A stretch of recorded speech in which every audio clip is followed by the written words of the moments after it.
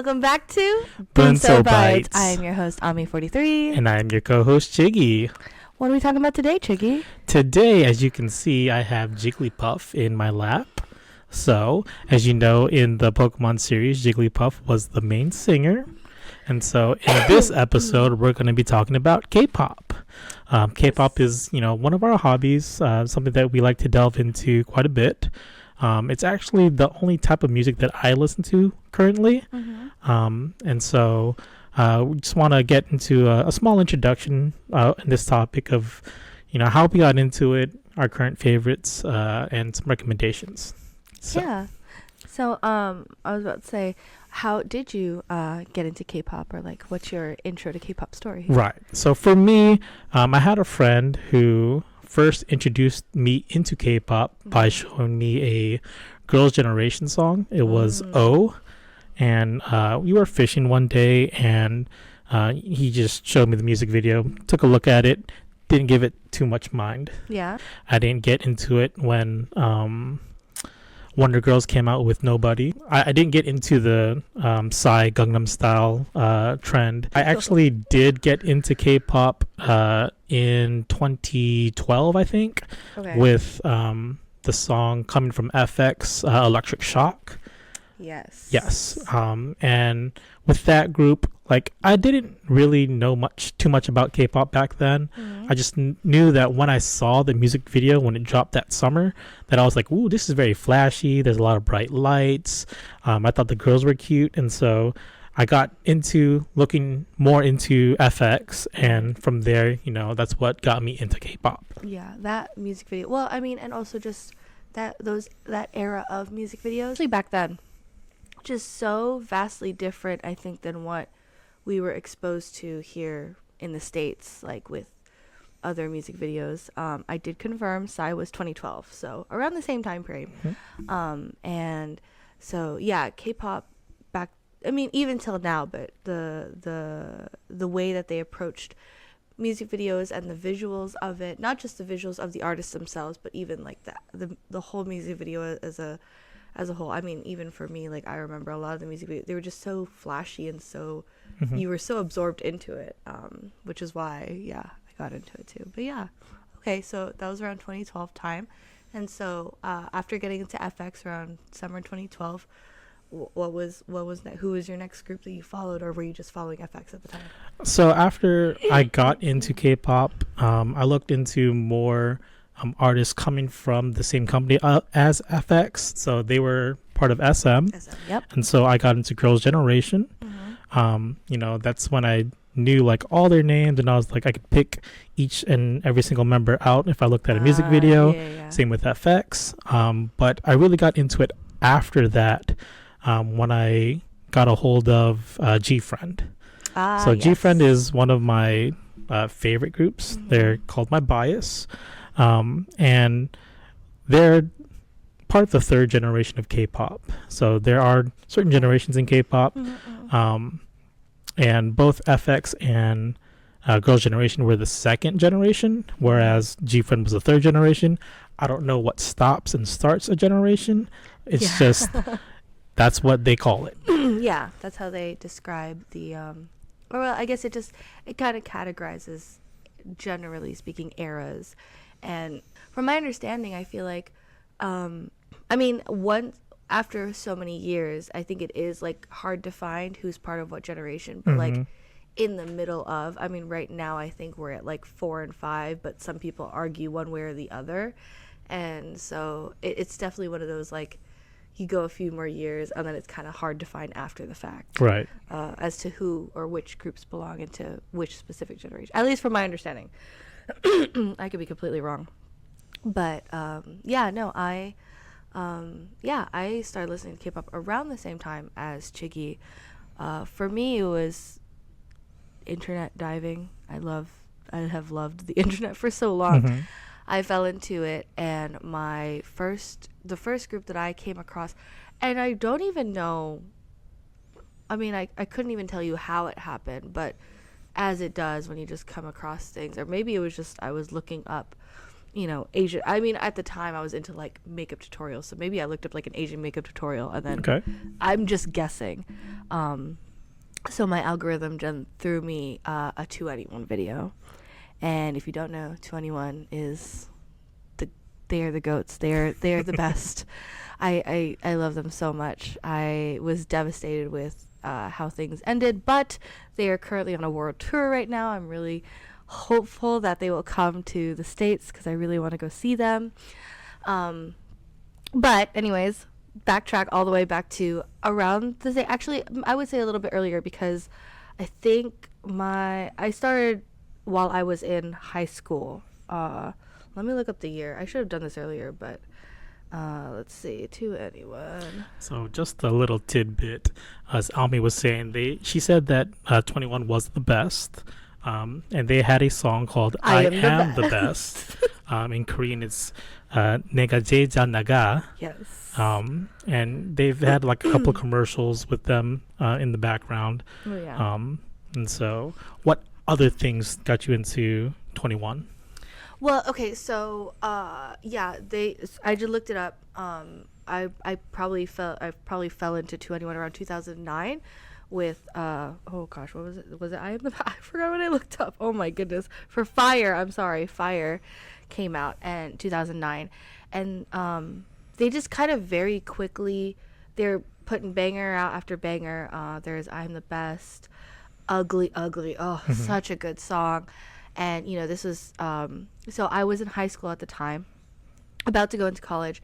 And another thing that they had was, so 2NE1 is part of another one of the big three, YG.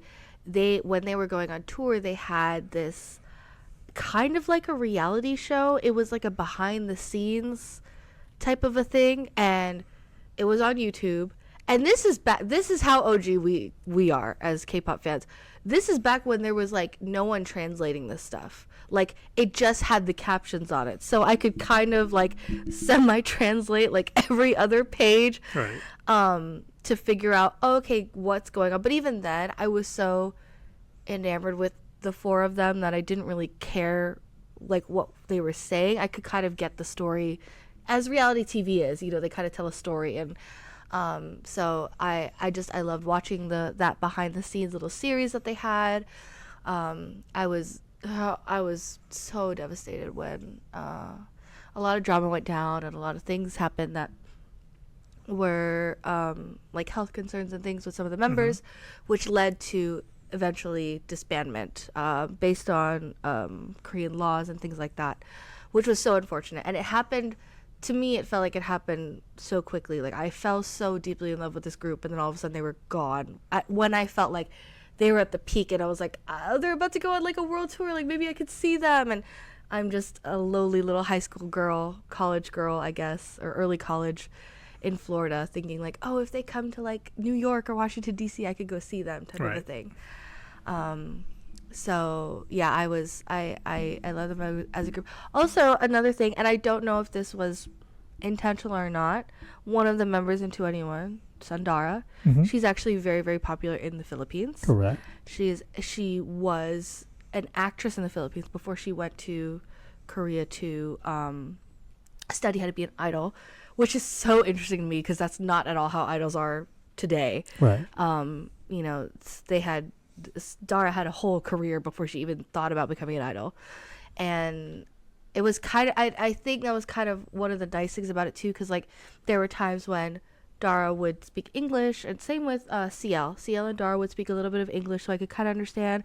And then I would love it when Dara would speak Tagalog because I knew what she was saying. I was like, oh yeah, I understand this. And yeah, they were so talented. And I think one of the things that I was so in love with them as a group was they were marketed as like this traditionally ugly group. I mean, they have a song called Ugly and it talks about it, but YG did their branding as these girls are not traditionally pretty, like they're kind of the weird quirky girls, and which to me, like they weren't like the beautiful, like traditionally beautiful like Girls' Generation or FX was. And it's not that they're ugly, they're not. It's just they maybe just had features that weren't in line with what Korean beauty standards were. And YG really did market them that way. I mean, their costumes were so outlandish. They wore like these garish colors, remember when Dara's hair was literally like 180 degrees straight up. Yes. You know, they kind of just had this like weird aura about them. And I think younger Ami really appreciated that, because as someone who is Asian, but I don't necessarily carry a lot of Asian traits, or like I have a lot of traits about me physically that don't align with traditionally Asian beauty standards. Like I'm taller and I'm bigger and I'm broader shouldered and whatever.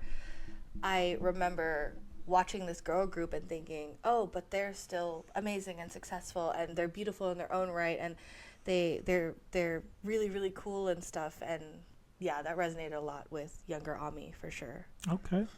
I will say that 21 did have like a kind of alienistic, futuristic type of feel to them. Yeah. And like I do remember in one of the Running Man episodes, they featured 21, and like one of the games they had to find spaceships, and like that was part of the story. Or yeah, it just ended up being like the one of the vehicles that they were supposed to ride around in.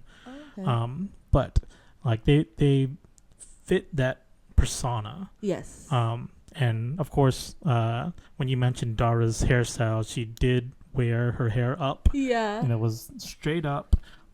Like, y'all imagine a ponytail just like literally defying gravity. Yeah, I mean, or you can imagine like Alolan Exeggutor's neck. Yes. Just going straight up. And I feel like they put a barbecue stick or something, because like it was just a bubble braid like this straight up. I don't know how the stylist did it, truly.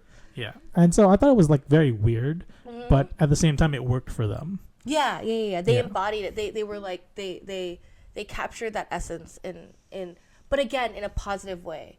I mean, to hark to like current groups, but like they kind of have that like go girl energy that ITZY has, I feel like, but like also being like, we're the weird ones. Yeah.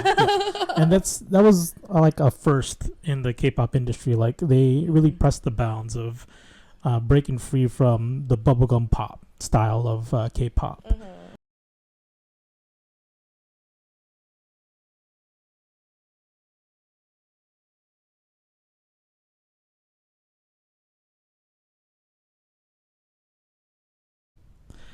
And so now that we've talked about what groups we've got into K-pop, Yeah. I've already said my current favorite, which is G-Friend. Who is your current favorite? Wait, G-Friend is your current favorite? Oh yeah, because they're still currently active. I was about to say, they just came out with a song this month, and Yes. it is a banger. We've had it on repeat. My current favorite, oh goodness, I like to say I like to dabble in a lot of groups. I'm never after my 2NE1 era. I like to get into a lot of different groups. So the obvious answer is BTS, and I will say I was into BTS early on. I wasn't part of the ones who got into it later. So But you were into BTS prior to Fire. yeah, so BTS is probably one of my, just overall favorites. I think they're one of the groups that have obviously surpassed what a lot of K-pop group general expectations are, in the sense of they are actually a global pop group in more ways than I think people really understand. They're also just a disgustingly talented group of 7 guys who work their butts off to not just to hone their craft, but I also feel like they genuinely try to create within their fan base and within their music like positive energy and vibes, and they're so humble. I can't get over that, how humble they are as a group, as individuals. So BTS is probably the obvious answer. I also like to I like finding and listening to just groups in general. So I had a Stray Kids phase, and I had an ITZY phase, and I had a I was going to say, who's next? I had an Akmu phase. I had an IU phase. Currently, like if you were to look at my playlist right now, outside of the Wicked soundtrack, I listen to Baby Monster and Illit and well, ITZY had Imaginary Friends, so that's newer. What else came out? I listened to IVE. I listened to GFriend. I don't know. I guess because of how heartbroken I was after what happened to Anyone, I stopped being like a hardcore fan for one group, Right. so that I don't have my heart broken again like that. And also it just, I feel like you find different charms in different groups and different,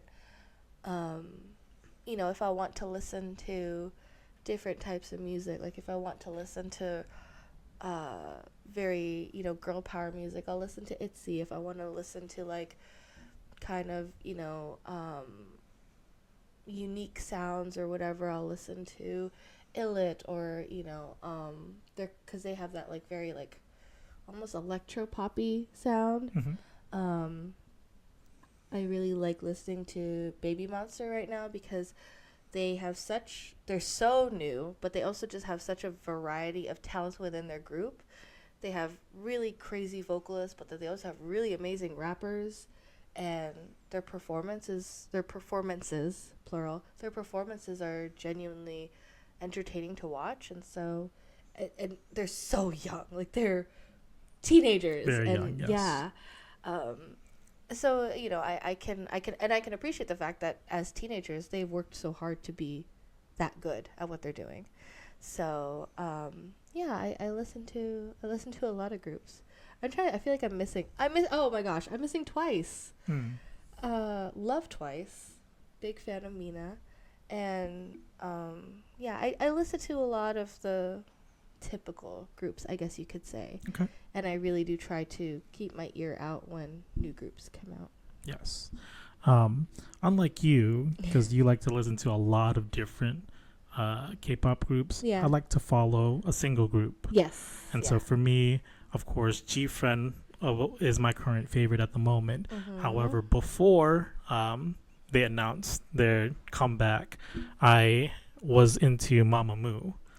And they're like really into a bunch of different styles. They had a very funky style when they first came out. They had like that like almost old school sounding, but it's because they were so vocal leading, or like their vocalists were very, I don't know, I always kind of imagine like 1950s like old school radio sound type of thing. And Mamamoo is a four-member girl group, where all four of the members are very strong vocalists. Yes. They're not known for having really intricate dance numbers, but they did delve into that later on into their career. Right. But they're really known for just crushing high notes and harmonizing, just out of nowhere. Like even when they do their introduction, intro, they're harmonizing. It's a 4-part harmony. Yes. And it's beautiful. And so I was following them for quite some time, especially since GFriend and Mamamoo did a reality show together. And so I watched all of that show, and it really just delved into like their personalities and stuff they do on a daily basis. Right. I will point out that Mamamoo, they're very good at impromptu stuff. Yeah. And so they like to work the crowd, especially at live events. They were known to have the most events, like just going into a random college and performing. Oh, I see what you're saying. Yeah. And even at their fan meets, or if they're just like on stage or something, they like to work with the crowd. And one other thing that I do like about Mamamoo, like especially when they're doing live performances and the music goes out and it's like a cappella, they can just still pick it up. And they sound amazing when there's no music. Whereas like other groups that are performing and the music goes out, they also stop. So that's just one thing that just amazes me from Mamamoo. They are true musicians, and musicians in a professional sense. One of my favorite clips of Mamamoo was they were supposed to start one song, and then the DJ or whoever is in the music booth played a completely different song, and Hwasa just like completely she started it like on beat, on time, even though they were in like the completely wrong formation, but she just turned around, started singing, and then the other three just like picked up immediately. Yes. And their capacity to adjust on the fly is very impressive. I do agree. And they're funny and they're talented and Very. they're so silly. Did I send it to you? Their little there was one with Solar and Moonbyul. They were doing it was like a latest trend on shorts or something. Yes, you did send that to me. It's really silly. Yes, I saw that. So now that we've talked about our current favorites, are there groups or people that you liked back in the day? So something like Gen 2 or earlier. Yeah, who I listened to before. I mean, I will say that 21 is a second generation group. Yeah. So. The girl who sang Bubble Pop. Oh, what is her name? Oh, Hyuna. Hyuna. I used to listen to her. Okay. I used to listen to Sistar. Yes, you took mine. I was gonna say Sistar. I was like, that's with Hyolyn. Yes. Yeah, Hyolyn. She's a great vocalist as well, and I think she's still active as a soloist. And I mean, I did eventually after 21. I did also listen to FX 21. Who's the one that sang Hate You? Was that 4 Minute. 4 Minute? Yep. And then so I mean they are no longer active, so that's why I'm saying these are older groups that I listen to. But yeah, I listen to them. What about you? Who I mean, I took Sistar, but was there anyone else that you wanted to mention? Since you already took Sistar, I'll throw out Rainbow. They're very underrated, but they had a couple of bops. I think one that I still listen today is A, and then the one that got redone by NMix.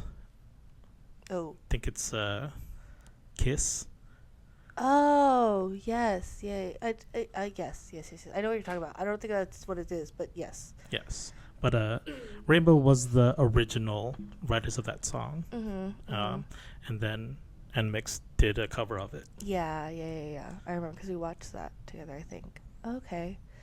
I also just realized I've been saying a lot of girl groups, but I think it's just because you listen to a lot of girl groups. Yeah.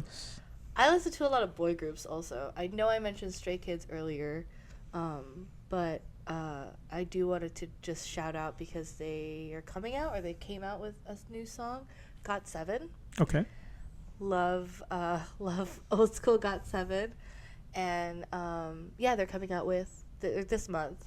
So, because that was kind of the big thing was that G-Friend was coming back and GOT7 was coming back. Right. So, they've kind of been, I don't want to say on and off, because what they do is they'll step away to do their solo activities, and then as Jackson and Bam Bam have said, it's like we're coming back home. So GOT7, they do always come back, and they have a comeback. I really can and do appreciate the fact that even though the members like to do their solo endeavors, and I also they support each other in that. They have explored so many different types of music and types of entertainment that I think it's really, really great for them as individuals, but then knowing that they're all still close enough to come back to Korea and, come out with a new song is really, really nice. So, GOT7's a really good one. And I was about to say I have newer ones, but those were current. So, are there any other guy groups from the old school that we use? SHINee. I mean. Yeah, SHINee was the one that I had in my mind. The only other group or only other guy group that I would know would be EXO. EXO, yeah. That's a classic one too. Again, just solid music. I mean, maybe we weren't necessarily big fans of them, but they were a good group, and they 17. Sorry, now I'm just coming up with I listen to so much or so many groups that I couldn't list them all, or I couldn't remember them off the top of my head. But okay, so all that being said, you did mention before bias. So, who is your ultimate bias and who is your current bias? So my ultimate bias is Moonbyul from Mamamoo. She's been my ultimate bias for quite some time now. She's so cool. She's very talented. Yeah. As you can see, she's very charismatic. She is. And yeah, she just has a different look to her. And she's like very easy to point out. Yeah. I genuinely think I think charismatic is a good word. She exudes a positive and beautiful energy, both on stage and just in her persona. Like, even when she's just doing interviews and stuff, she just has this really beautiful energy about her, and I agree with you. She stands out in such a nice way, and she's just crazy talented. I do love her too. And then who's your current? So currently, since Jifren did come back, I'll have to say Yerin. Yerin, yeah. Just because that was my bias in that group before they quote unquote disbanded after Mago. So I'll pick Yerin. And we're back. It's such a good song. Please listen to, was it Seasons of Memories? Season of Memories. It's a very good song. It's a very good song. And so for you, who would be your ultimate bias? Ultimate bias? 2NE1 Minzy. Easy. Just she was, or she is, the maknae of 2NE1. And I guess similar to the way you saw Moonbyul, to me, Minzy always had a different type of energy about her, at least in the group. She is insanely talented. She was kind of the dancer of the group, and what was mind-boggling to me back then, and even to now, because she still kills it on stage, but she could be doing the craziest dance moves, like the most aerobic things, like doing the splits and flips and whatever it may be, still sings in key, and still is this crazy talented performer. She has such a beautiful energy about her. I remember when 2NE1 originally disbanded, she went to school, and then when she came back, she did a lot of touring in South America. And I remember watching a clip of her doing salsa dancing or something, which is completely different from her typical hip hop pop dancing. And she killed it. And I was like, how can you do everything? You're amazing. And then after Minzy, my next significant bias would be BTS Jungkook. Okay. I don't have a thing for maknaes, I guess. Yes. He is true golden maknae. Again, same thing. He can do anything. You give him a task, which is why he's called golden maknae, if you didn't know. Give him a task, give him anything, and he does it. And not only does it, but does it really well. He can draw, he can dance, he can paint, he can sing, he can flip. He's very athletic. It's insane. It's one of those oh, you were blessed a little extra for whatever reason. I don't know how else to describe it.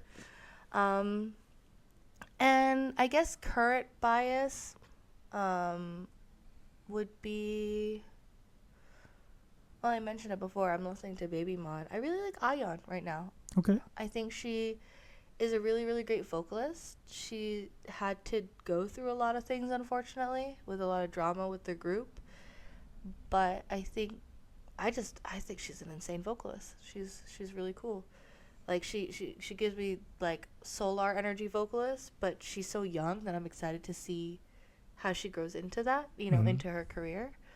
And I hope that she's able to overcome her anxieties with the dramas that's happening at her company, but I think she seems to be doing well, so I hope she continues to do well.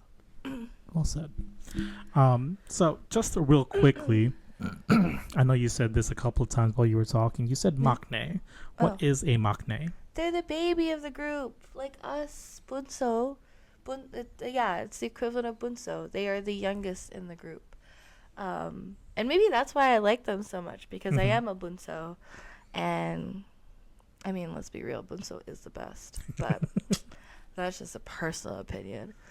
And yeah, I've always, for all intents and purposes, a lot of times in groups, I tend to gravitate towards the maknae because I just feel like they could be in a lot of ways the underdog, and the group really does most of the time groups go out of their way to take care of the maknae, the same way that a lot of people go out of their way to take care of you and I as bunso in our respective families. Mm-hmm. So I don't know, maybe I just related to that, but Okay. I do also want to add one more thing. You were saying that Minzy was the dancer of the group. And when you said that, a music video came to mind. yeah.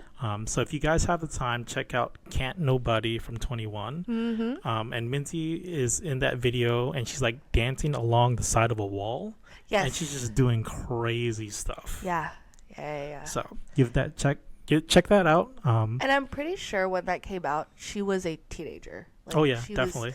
Because I think when they debuted, she was 14, 15, 16, in that age range. And so this is, I mean, again, just a young person who has worked hard at their craft and then is successful in it. Like, kudos to her for that. Also, it's just endlessly entertaining. So, and 21 is out on their tour, and I'm really hopeful that they will come to the States because I really want to see them. my old, the 2009 Ami is hoping that we'll have an opportunity to see them. That'd be really cool. But yeah, just to round out the episode, do you have any recommendations to our listeners for Yes. K-pop groups or songs? All right, so if you've never listened to K-pop, or you don't know what K-pop is, Yeah. and you're trying to get into it, I recommend the group Illit.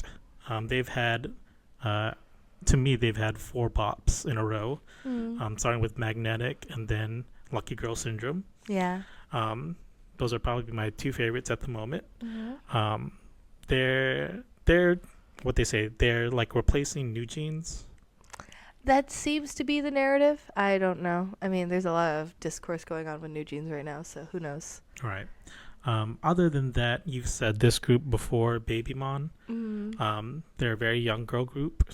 They've had some bops with Batter Up. Mm-hmm. Batter Up was their debut song. And what's the other one? The one right after it. Sheesh. Oh, Sheesh, yeah. It's to me that's more of a different spin on K-pop girl groups. Mm-hmm. So check them out too. Yeah. And so, what about you? If you are new to K-pop, I would recommend an ITZY or a TWICE because I feel like they're just very digestible K-pop, both in music and in style. They kind of just follow the very traditional, these are very pretty girls doing very pretty things, and their songs are generally really, really nice. TWICE's most recent collaboration, Strategy, is pretty cool, and it because it was I think it's with Megan Thee Stallion, so Correct. It's a good way for TWICE to reach out to international audiences. So yeah, TWICE and ITZY would be my recommendation for people who don't really listen to K-pop, or who haven't listened to K-pop and just kind of want to see, oh, what is this about? But for anyone who is just interested in interesting sounds or an interesting, like, oh, I want to listen to something different, I actually would recommend Stray Kids and 17, because both of those groups, their songs are actually self-produced within the groups. For Stray Kids, it's 3 Racha, and they work very, very hard. And what I like specifically with Stray Kids is they do a lot of types of music. They have everything from really, really hard rap and rock and grungy sounds to really poppy sounds and really light music. And so within the Stray Kids discography, you can find weird stuff, but you can find cool stuff, and it's anything and everything in between, and they cover it in a really cool way. With 17, their producer is Woozy, and I feel like he really works hard to push sound in such a unique way. The one that I'm thinking of most recently is the one, I'm losing it, but it's it's kind of an orchestra style song. Oh, it's on the tip. And I hear it in my head, but I can't even name it. But they just, again, similar to Stray Kids, they've covered a wide range of styles, and so I feel like you can find a lot of different things. And they just had, not 17 as a group, but one of their subunits just came out with a new song, so that's a fun listen. But yeah, if you're looking for something a little bit more unique in the K-pop space, I'd recommend those. And by unique, I mean they still are within the K-pop rhythm or algorithm, so to speak, but they do, I feel like the music that they work to produce, it really does push the boundaries of the sound that they're creating. Okay. And so I think that's going to wrap up our episode of K-pop. Tell us what you like about this episode, what you disliked. Tell us what some of your favorite groups are. Give us your recommendations of songs you want us to listen to. Yeah, let us know in the comments down below, and we hope that you, like Shiggy said, we hope you enjoyed this episode.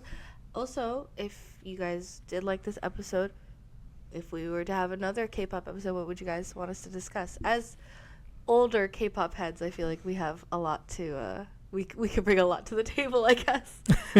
we have so much experience with it and so many years of following it. So yeah, let us know your favorite groups or favorite songs down below. And with that being said, thank you so much for listening. Bye.